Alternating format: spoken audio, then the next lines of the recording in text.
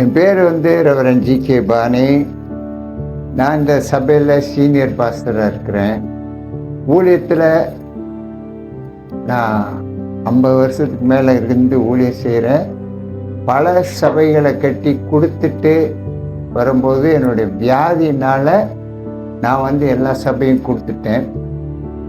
என்னுடைய தலைமத்துவத்தில் இருந்த சபைகள் எல்லாத்தையும் கொடுத்துட்டு இன்றைக்கு நான் வியாதியில் அடிபட்டு இருக்க போகும்போது என்னோட சில பேருங்க சபை ஆரம்பிக்கணும்னு கேட்டாங்க. அப்போ நான் ஜெப கூட்டத்தை தான் ஆரம்பித்தேன் ஒரு வீட்டில். அதுலேருந்து ஒரு 6 மாதம் கழித்த பிற்பாடு நாங்கள் ஒரு சபையை எடுத்து நடத்த ஆரம்பித்தோம். அந்த சபைக்கு ஆண்டவர்கிட்ட கேள்வி ஆண்டவர்கிட்ட கேட்டேன், இந்த சபைக்கு என்ன பேர் வைக்கணும்னு ஜபித்து கொண்டிருந்தேன். ஆண்டவர் எனக்கு வெளிப்பட்டு கேட்டேன், தமிழ் கிறிஸ்துவ ஆராதனை இல்லை என்று பேர் வைக்கணும்ட்டு. அப்போ நான் யோசனை பண்ணி பார்த்தேன், யாரையும் அந்த பேர் பொதுவாக இருக்கிறதுனால நான் அந்த பேரை இந்த சபைக்கு வைச்சேன். ஆனால் இன்றைக்கு 10 வருஷ காலமாக இந்த சபை மிக சிறப்பாக வேதத்தின் அடிப்படையில் நாங்கள் கட்டி வழி நடத்துகிறோம். என்னோடு சில மூப்பர்கள் இருந்து சபைக்கு எனக்கு உதவியாகவும் எனக்கு ஆறுதல் கொடுத்து சபையை கட்டி கொண்டு இருக்கிறோம். சபை ஆரம்பிக்கும் போது எங்கள்கிட்ட ஒன்றுமே கிடையாது. ஆனால் இந்த 10 வருஷ காலத்தில் கர்த்தர் எங்களை ஆசீர்வதித்து நன்றாக வைத்திருக்கிறார். கர்த்தருடைய ஆசீர்வாதம் என்னென்றைக்கும் எங்களுக்கு இருக்குது. அப்போ நாங்கள் ஆரம்பித்த நோக்கமே மனிதர்கள் ரட்சிக்கப்படணும், ஆண்டவருக்கு பிரியமான பிள்ளைகளாக இருக்கணும், வேதத்தில் சபையை கட்டி அவங்கள வேத ஞானம் உள்ளவர்களாக ஆவிக்குரிய வாழ்க்கையில் அவங்க வளர்ந்து வர்றதுக்காக நாங்கள் பாடுபடுறோம். எங்களுக்கு பிரச்சனைன்னு சொல்ல போகும்போது பொதுவாகவே ஆண்டவருடைய ஆலயத்தை கட்டணும்னா அந்த மேப்பன் பாடுகள் அனுபவித்து தான் ஆகணும். விசுவாசிக்கிட்டேருந்து பிரச்சனை வரலாம், மூப்பர்கிட்டேருந்து பிரச்சனை வரலாம், பல பிரச்சனைகளை நம்ம நாடி வரும். ஆனால் எல்லாத்தையும் நம்ம மேற்கொள்ள முடியாது. ஒருவர் தான் அந்த ஆண்டவர் கிட்ட முழங்கால் படியிட்டு ஜெபித்து நம்ம ஜெபிக்க அந்த கர்த்தர் எல்லா காரியத்தையும் அவர் மேற்கொண்டு வழி நடத்துவார்.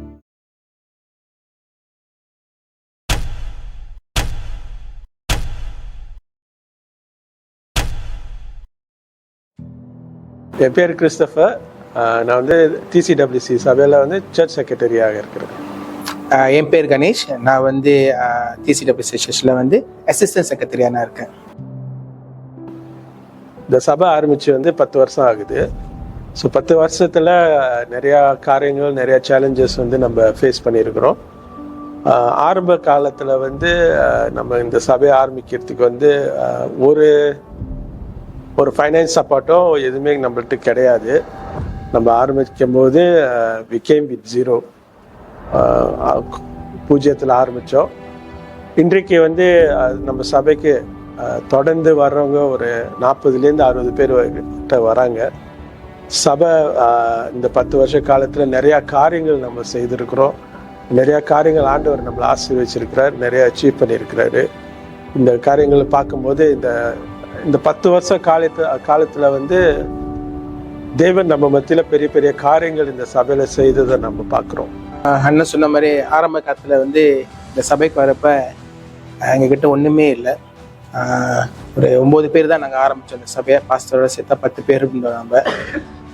எனக்கு இன்னும் ஞாபகம் இருக்குது, இங்கே எடுத்துகிட்டு வரப்போ சில ஜாமான் நான் எடுத்துகிட்டு வரேன்னு சொல்கிறப்ப என்ன சொன்னார், எதுவுமே நம்ம எடுத்துகிட்டு வரக்கூடாதுயா, நம்ம எல்லாமே கொடுத்துட்டு வந்துடுவோம். அந்த சபை அந்த எந்தெந்த இடத்துல இருக்குமோ அந்தந்த இடத்த அந்த ஜாமான் வச்சுட்டு நம்ம இந்த சபைக்கு வருவோம். ஆண்டவர் நிச்சயம் நம்மளை ஆசீர்வதிப்பார். முதலாவது அந்த வீட்டில் நம்ம ஆரம்பிக்கும் போது ஒரு சும்மா வீட்டு கூட்டமாக ஆரம்பித்தோம். ஏன் ஆரம்பித்தோன்னா நம்ம பாஸ்டர் சொன்னார், அவர் பிரசங்கம் பண்ணுறதை நிற்பாட்டக்கூடாது. அப்படியாக சொல்லும் போது நம்ம பாஸ்டர் பிரசங்கம் பண்ணணும். அப்படியாக இருக்கும்போது நம்ம ஒரு வீட்டு கூட்டமாக 8 பேரில் ஆரம்பித்தோம். அங்கிள் தங்கவேலு வீட்டில் ஆண்டி நளினியோட பெர்மிஷனோட அவங்க வீடை திறந்து கொடுத்தாங்க. ஸோ அந்த வீட்டில் வந்து நம்ம இந்த 8 பேர் கூட்டத்தை நம்ம ஆரம்பித்தோம். அப்போ வந்து ஆரம்பிக்கும் போது 2014 10வது மாதம். அப்போ அந்த 10வது மாதத்துலேருந்து 12வது மாதம் வரைக்கும் அவங்க வீட்டில் நம்ம ஆராதித்தோம். அதுக்கப்புறம் வந்து ஓடாசிட்டிலேருந்து நம்மளுக்கு வந்து ஒரு இடம் கொடுத்தாங்க. ஓடாசிட்டி சபையிலேருந்து நம்ம ஆராதனை அங்கே நடத்துறதுக்கு. ஏன்னா நம்ம அந்த 8 பேர்லேருந்து 18 பேராக பெருகுனுச்சு, ஆளுங்க வர ஆரம்பித்தாங்க. ஸோ அந்த 18 பேரை எடுத்துக்கிட்டு நம்ம வந்து ஓடாசிட்டி சபைக்கு போனோம். அவங்க சபையை ஆரம்பிக்க கொடுத்தாங்க. அவங்க கொடுத்த நம்மளுக்கு அந்த இடத்துக்கோ அந்த நேரத்துக்கோ நாங்கள் நன்றி செலுத்துகிறோம். ஏன்னா ஒரு சபையை ஆரம்பிக்கிறதுக்கோ காரியம் செய்கிறதுக்கோ எல்லா வசதியும் அவங்க கொடுத்தாங்க, எந்த தடங்களும் இல்லாதபடிக்கு. ஸோ அங்கே வந்து போய் நாங்கள் ஆராதனை செய்து கொண்டிருக்கும் போது அவங்களுக்கு தொடர்ந்து 2-3 ஆராதனை இருந்துச்சு. நம்மளுக்கு வந்து ஒரு குறிப்பிட்ட டைம் கொடுத்தாங்க அதை ஆரம்பித்து முடிக்கிறதுக்கு. ஸோ அந்த டைம்குள்ளார நம்ம அதை செய்து கொண்டிருக்கும் போது பாஸ்டர் நம்ம கிட்ட சொன்னார், சரியாக நம்ம 6 மாதத்தில் இந்த இடத்த விட்டு நம்ம வெளியாகுவோம், நம்ம சொந்த கட்டடத்துக்கு போவோம் அப்படின்னு. அது 1வது மாதம் 2015 அது சொன்னதை எங்களுக்கு சரியாக ஞாபகம் இருக்குது.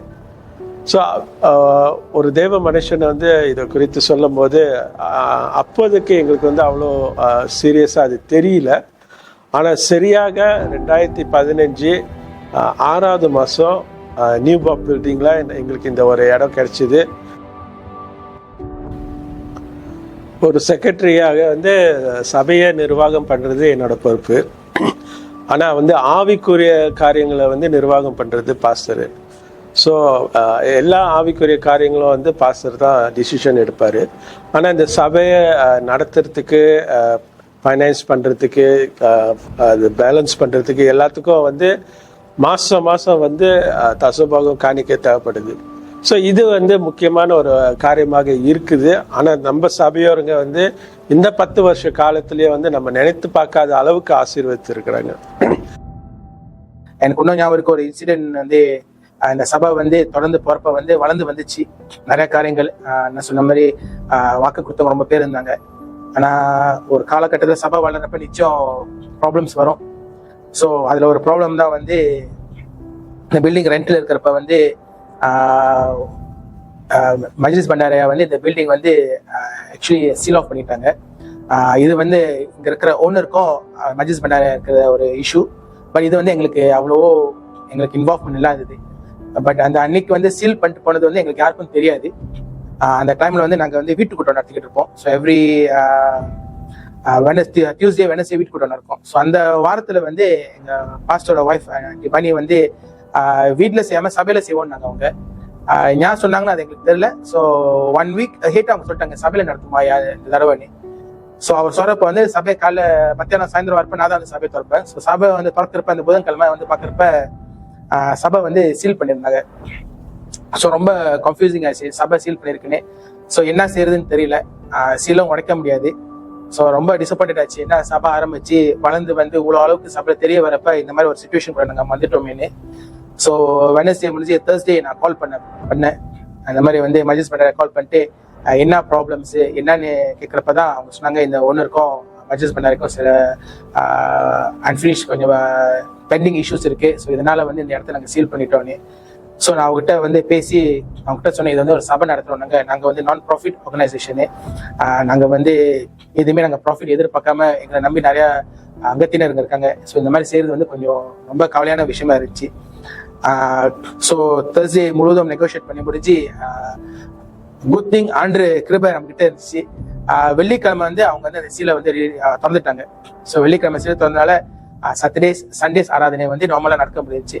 இதுல ஒண்ணு நான் என்ன உணர்ந்தேன்னா, ஒரு தடவை ஆண்டர் வந்து முடிவு எடுத்துட்டாருன்னா அந்த சபை ஆராதனை நடக்கணும், அந்த சபை ஆசீர்வதிக்கப்பட்டுச்சுன்னா எவ்வளவு உபத்திரம் வந்தாலும் இது வந்து கடந்து கொள்ள முடியும், கண்டிப்பா இந்த ஆராதனை நிற்காது ஒரு நம்பிக்கை வந்துருச்சு. நினைச்ச இதே அன்டி சொல்லாம இருந்திருந்தாங்கன்னா நாங்க வந்திருக்க மாட்டோம். ஸோ ஃப்ரைடே சாயந்தரம் நாங்க வந்திருந்தோம்னா ப்ரேயர் மீட்டிங்க்கு கண்டிப்பா நாங்க சபைக்குள்ள வந்திருக்க முடியாது. சபைக்குள்ள வேலை next day Saturday government section ஏதோ வேலை செஞ்சிருக்காது. இதோட சண்டே அடுத்தது மண்டே தான் வந்திருக்கணும். ஸோ அந்த அளவுக்கு வந்து அந்த சண்டே ஆராதனை ஆரம்பிச்சிருக்காது, அந்த சண்டே ஆராதனை நடந்திருக்காது. ஸோ ஒரு ஒரு ஒரு ஒரு ஒரு டிசப்பாயின்மெண்டான ஒரு ஒரு காரியமா இருக்கும் எங்களுக்கு. பட் ஆண்டர் வந்து அதை தடுத்தாரு. அந்த அந்த உபத்திரையும் அந்த பிரச்சனையும் ஒரு ஒரு ஒரு சரியான பாதைகள் கொடுத்தாரு. எதிர்பார்க்காத அளவுக்கு ஆண்டி சொல்றது வந்து வாங்க வெனஸ்டே செல் குரூப் செய்வோம், ஆனால் சர்ச்சில் செய்வோம்னாங்க.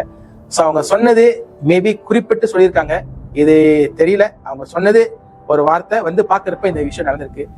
ஸோ இது எங்களுக்கு தெரியாமல் இருந்துச்சுன்னா ஒரு அவமானத்துக்குள்ள நாங்கள் போயிருப்போம், ஒரு ஒரு கஷ்டமான ஒரு கண்டிப்பாக வேதனையான விஷயத்துக்குள்ள போயிருப்போம். பட் ஆண்டவர் எங்கள் பக்கம் இருக்காரு, ஆண்டவர் எங்களுக்கு உதவி செஞ்சார், எங்களுக்கு நம்பிக்கை இருக்கு.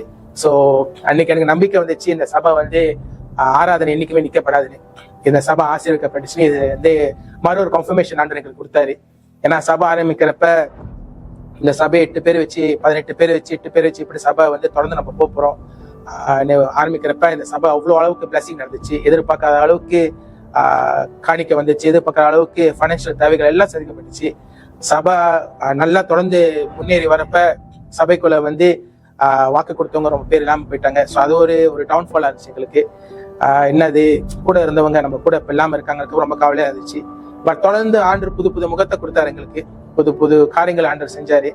ஸோ இந்த காலகட்டத்தில் வந்து இந்த விஷயம் நடக்கிறப்ப ரொம்ப ஹர்ட்டாக இருந்துச்சு எங்களுக்கு. என்னடா நம்ம சரியான காரியமாக தான் ஆரம்பிச்சிருப்பான்னு. பட் ஆண்டவரோட வாக்கு வந்து என்னைக்குமே மாறாது. அவர் சொன்னது சொன்ன மாதிரி தான் ஆண்டவர் ஆசீர்வதிச்சாரு, தொடர்ந்து ஆசீர்வதிச்சுட்டு இருக்காங்க சபையை.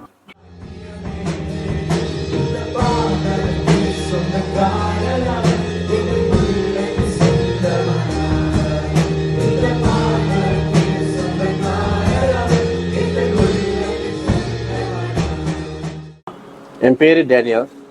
நான் தமிழ் கிறிஸ்துவின் ஆராதனை இல்லத்தில் worship leader-ஆக இருக்கேன்.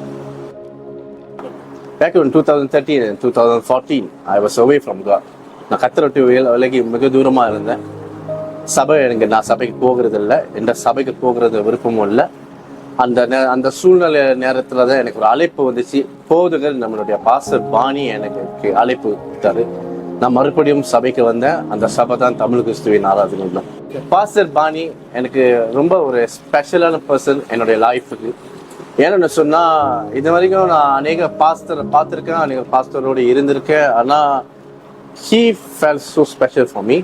ஏன்னு சொன்னா he loved my soul very much. ஒரு ஆத்மாவை நேசிக்கிற மனுஷனா நான் பார்க்குறேன். அவர் என்னை கூப்பிட்டாரு. அன்னைக்கு அந்த மேய்ப்பனோட சத்தத்தை கேட்டு நான் வந்தேன். அதனால எனக்கு இன்னைக்கு என்னுடைய ஆசீர்வாதம், என்னுடைய உயரம் யாருன்னு சொல்லுமா, ஆண்டவர் எனக்கு கொடுத்த இந்த போதுகிறது தான். நாங்கள் முத இந்த ஆராதனை ஆரம்பிக்கிற போது எங்களுக்கு எந்த ஒரு இன்ஸ்ட்ருமெண்ட்டும் எங்களுக்கு இல்லை. வேண்டிய எல்லாம் media supports, electrical voice, equipment voice எங்களுக்கு எதுவுமே இல்லை. நாங்கள் ஆரம்பிச்சது ஒரு கஜூன், பொங்கோ, ஒரு சொந்த கீத்தார் நத்திட்டு ஒரு சின்ன அறையில், இது ஒரு பெரிய சபை இல்லை, எங்களுக்கு இருந்த ஒரு சின்ன அறையில் ஒரு சபையோட வீட்டில் தான் நாங்கள் முதல்ல ஆராதனை செய்தோம். மிக கஷ்டமாக தான் இருந்துச்சு. அந்த நேரத்திலையும் எங்களால் முழு மனதோடு தேவனை ஆராதிக்க வந்துச்சு, சந்தோஷமாக இருந்தோம். பிற்பாடு நம்ம சபையில் இருக்கிற விசுவாசிகள் மூலியமாக அநேக ஆசீர்வாதம் எங்கள் சபைக்கு வந்தது. அவங்க மூலியமாக தேவன் நிறைய காரியத்தில் எங்களுக்கு தேவைகளை சந்தித்தார். எங்களுக்கு அநேக இன்ஸ்ட்ருமெண்ட் வாங்க முடிஞ்சிச்சு. அநேக காரியத்தில் நாங்கள் அதை சரிப்படுத்தி அதை நல்லா பில்ட் பண்ணி வர்றதுக்கு எங்களுக்கு வாய்ப்பு கிடைச்சிச்சு. ஆராதனையுடைய வளர்ச்சி எங்கள் சபையில் பார்க்கணும்னு சொன்னால், எங்களுடைய ஆராதனையுடைய குறிக்கோள் என்னவா இருந்துச்சுன்னா, கர்த்தரை தேவனை மகிமைப்படுத்தணும்னு, நன்மை செய்கிறவரை எப்படி நம்ம கனப்படுத்தணும், எந்த வார்த்தையில வைத்து எப்படி ஆராதிக்கணும்னு அது ஒரு தனிப்பட்ட எங்களுக்கு இருக்கிற அந்த அபிப்பிராயம். அது மூலியமாக நாங்கள் எடுக்கிற பாடல்களை அதை நாங்கள் அதை சிந்திச்சு அந்த பாடலை கேட்டு அந்த பாடலோட வரிய அது ஒரு அர்த்தத்தை கேட்டு தேவனை அர்த்தத்தோடு ஆராதிக்கணும் தான் நாங்கள் worship டீமாக விரும்பினோம். இது ஆராதனையோட வளர்ச்சி பார்க்கும் போது அன்னைவருடைய கரமும் இதில் இருந்துச்சு. ஏன்னா சொன்னால் அன்னைவரும் இணைந்து நாங்கள் பயிற்சி செய்கிறது. எங்களுடைய மனம் எங்கே இருந்தது, எங்களுடைய சிந்தை எங்கே இருந்தது, எங்களுடைய கவனம் எங்கே இருந்ததுன்னு நாங்கள் அதில் பார்க்கணும்னு சொன்னால், எல்லாம் ஒரு மனதோடு, ஒரு சிந்தை, ஒரு நோக்கத்தோட, அந்த ஒரு முயற்சியோட நல்லா தேவனுக்கு செய்யணும் சொல்லி அந்த ஒரு பேஸ் நாங்கள் செஞ்சோம். இன்றைக்கு நாங்கள் ஆராதனை நாங்கள் பார்க்கும்போது தொடர்ந்து ஒவ்வொரு வாரமும் நிறைய வளர்ச்சிகளை நாங்கள் பார்க்கிறோம். இந்த தமிழ் கிறிஸ்துவின் ஆராதனை லைஃப் ஜேர்னி ஆசீர்வாதமான ஒரு ஜேர்னியாக எனக்கு இருந்துச்சு. நான் ஆசீர்வாதமாக இருக்கிறேன், நான் சந்தோஷமாக இருக்கிறேன், திருப்தியாக நான் இருக்கிறேன்.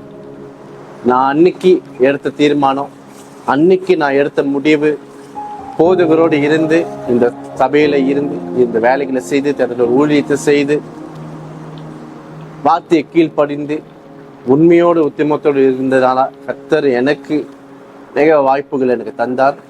இன்றைக்கு நான் யோசிக்க முடியாத அளவுக்கு கர்த்தர் அநேக காரியத்தை செய்கிறாங்க. நான் எதை நினைத்து முடியாதுன்னு நினைச்சனோ இன்னைக்கு அதை முடிய பண்ணி கர்த்தர் என்னைய வாழாக்காம என்னை தலையா வச்சிருக்கிறாரு, கீழாக்காமல் என்னை மேலாக வச்சிருக்கிறாரு. அவரோட ஆசீர்வாதம் வசனம்படி எல்லா வாழ்க்கையில கிருகை செய்கிறது.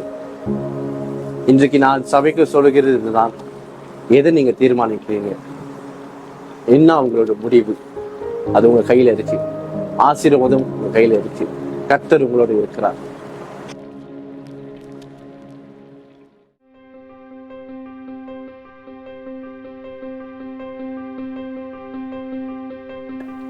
சோத்ரம், என் பேர் செல்வி அலெக்ஸ். நான் தமிழ் கிறிஸ்துவ ஆராதனை நிலையத்தில் ஒரு பெண்கள் தலைவியாக இருக்கிறேன். நான் இந்த சபைக்கு வந்த காரணம் வந்து போதகரை நான் பின்பற்றி வந்தேன்னா, அவர் ஆரம்பத்திலேருந்து எனக்கு அவரை தெரியும். அவரோட ஊழியங்கள், அவரோட வார்த்தைகள், அவரோட வசனங்கள், அவர்கிட்ட இருக்கிற அந்த உறவு. ஸோ அதனால வந்து அது ஒரு மெயின் காரணம். ரெண்டாவது, அவரோட போதனை எனக்கு ரொம்ப பிடிக்கும். அந்த ஒரு காரணத்தில் தான் நான் அவருக்கு இங்கே நான் வந்து இந்த இடத்துல இவ்வளோ நாள் இருக்கேன்னா அது ஆண்டவருக்கு நான் நன்றி சொல்லணும், என் போதருக்கும் நான் நன்றி சொல்லணும். ஆரம்பத்தில் வந்து எல்லாமே குறைவு ஆத்மா நிறைய எல்லாமே ஒற்றுமையாக இருந்து எல்லா காரியத்திலும் ஈடுபட்டோம். என்ன குறைவா ஆத்மா இருந்துச்சு, அதில் நாங்கள் வந்து நிறையா உபவாசம் போட்டு ஜெபம் பண்ணி அந்த ஒரு ஒற்றுமையை நாங்கள் பார்த்தேன். அதுலேருந்து ஒரு பெரிய பெரிய மாற்றங்கள் இருந்துச்சு. சோத்திரம், நிறைய காரியங்கள் மாற்றங்களை நான் பார்க்குறேன். கடந்த 10 வருஷம் முன்னவும் இப்போதும் வந்து நிறைய ஆசீர்வாதம். என்னென்னா, நிறைய பேர் வராங்க, ஜெப வாழ்க்கைக்கு ஆராதனையில் நல்ல ஒரு மாற்றம், ஆவிக்குரிய கருத்து நிறைய மாற்றம், நிறைய கொடுக்கறதுல பார்த்தேன். அந்த ஒருமனப்பாடு இருந்துச்சு. நிறைய புது ஆத்மாக்கள் வரதை பார்க்குறேன். சபை வளர்றதை நான் ரொம்ப சந்தோஷப்படுறேன். கர்த்தருக்கு ஸ்தோத்திரம். அந்த என்னோட சபை வந்து என்னோட குடும்பம், இந்த இவங்களுக்கெல்லாம் நான் என்ன ஆசைப்படுறேன் சொல்றதுன்னா, கர்த்தரை விட்டுறாதீங்க, கர்த்தரோட காரியத்தில் பிரியமா இருங்க.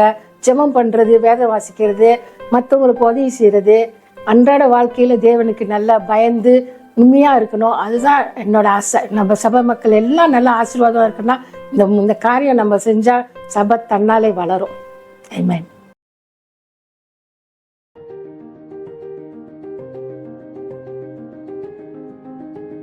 கர்த்தருடைய பரிசுத்த நாமத்துக்கு ஸ்தோத்திரம். டிசிடபிள்யூசி 10 வருஷம் கொண்டாட போகிறோம். எல்லாருக்கும் வாழ்த்துக்கள். அன்று நாம் மையப்படுவதாக. 2017 நான் இந்தியாவிலேருந்து மலேசியாவுக்கு வந்திருந்தேன். அவனுடைய கிருபையினால் எனக்கு வந்து அந்த சபை ஆண்டவர் கூகுள் மூலமாக தேடும்போது கிடைச்சது. ரொம்ப அருமையான ஆசீர்வாதமான சபை. பாஸ்டம்மா, மூப்பர்கள், சபையார் ஒவ்வொருத்தரும் எனக்கு ரொம்ப க்ளோஸ். எல்லாருமே ரொம்ப ஐக்கியமாக இருந்தோம். ஒரு சபைனா எப்படி இருக்கணும்னுங்கிறத நான் கற்றுக்கிட்டேன். ஒரு சபை எப்படி நடத்தணும், ஒரு பாஸ்டர்னா சபையில் எப்படி இருக்கணும், அவங்களுக்கே நிறைய கமிட்டி போட்டு இதெல்லாம் பார்க்கும்பொழுது ரொம்ப ஆச்சரியமாக இருந்து, இப்படி ஒரு எக்ஸாம்பிளான நான் எங்கே வெளியே சொல்லும் பொழுது ஒரு எக்ஸாம்பிளரியான சபைன்னு நான் கற்றுக்கொண்டேன். அதே போல் ஆண்டவர் எங்களுக்கு குழந்தைய ஆண்டவர் இந்த சபை மூலமாக தான் எங்களுக்கு ஒரு அற்புதத்தை செய்தார். பாஸ்டாமா ஒவ்வொருடைய ஜெபங்கள், விசுவாசிகளுடைய ஜெபங்கள் ஒவ்வொருத்தருக்கும் வேலை சொல்ல முடியும். எல்லாருடைய அவங்களோட தனிப்பட்ட ஜெபத்தை எங்களுக்காக ப்ரேயர் பண்ணிட்டு இருக்கிறீங்க. அதுக்காக நன்றி. அதே போல் எல்லா உதவியும் கொடுத்த வாக்குத்தத்தை தேவன் வாழ்க்கையில் நிறைவேற்றிருக்கிறார். ஏசாயா 30:18 அவர் சொன்னது போல் அடுத்த வருஷம் எங்களுக்கு 2021 கொடுத்த வாக்குத்தத்தம் நீதியும் கர்த்தரே உங்களுக்கு நித்திய வெளிச்சமாக இருப்பாருங்கிற வார்த்தை. உங்களுக்கு துக்க நாட்கள் முடிந்து போகும். அந்த வருஷத்தை எங்களுக்கு துக்க நாட்கள் முடிந்து போகும்படி சபையின் மூலமாக, நம்முடைய சபை டிசிடபிள்யூசி மூலமாக கர்த்தர் எங்களுக்கு செய்த அற்புதங்கள். அதே போல் சபையார் எங்களுக்கு ஜெபம் பண்ணியிருக்கிறீங்க. பாஸ்டர்மாக்காக இந்த நேரத்தை நான் பயன்படுத்தி ஒவ்வொருத்தருக்கும் நான் நன்றி சொல்கிறேன். இந்த சபை இன்னும் பெருகணும், அவருடைய வளர்ச்சி நான் பார்க்குறேன், ஆண்களுக்கு நாங்கள் பார்க்குறோம். ரொம்ப சூப்பராக இருக்குது. ஆண்டோட நாம மகிமைப்படணும். Thank you everyone. See you ma'am. சீக்கிரமாக கற்றுக்கு சித்தமானால் நாம் சந்திப்போம். தேங்க்யூ. இருக்கிற எல்லாருக்கும் வந்து ஹாப்பி 10th anniversary. டிசிடபிள்யூசி என்னுடைய வாழ்க்கையில் வந்து நான் ஆசீர்வாதத்தை கொண்டு வருகிற திருச்சபையாக தான் இருந்துச்சு. என்னோட தனிப்பட்ட வாழ்க்கையாக இருக்கட்டும், அப்புறம் என்னோட ஆத்மீக வாழ்க்கையாக இருக்கட்டும், எல்லாத்துலேயும் வந்து நான் அநேக ஆசீர்வாதங்கள் அற்புதங்களை வந்து அந்த சபையிலேருந்து பெற்றுக்கொண்டேன். எங்களுக்காக எல்லாரும் ப்ரேயர் பண்ணீங்க. பாஸ்டர் ஐயா, பாஸ்டர் அம்மா, இன்னும் சபையில் இருக்கிற எல்லாரும் எங்களுக்காக வந்து ப்ரேயர் பண்ணீங்க. ஆண்டவர் எங்களுக்கு 2 பிள்ளைகளை ஆண்டவர் வந்து கிருபையாக கொடுத்தார். அப்புறம் வந்து அவங்க எல்லாரையும் வந்து சீக்கிரமாக மீட் பண்ணணும். ஆண்டவர் சித்தமாக எல்லாரும் மீட் பண்ணுறேன். நன்றி.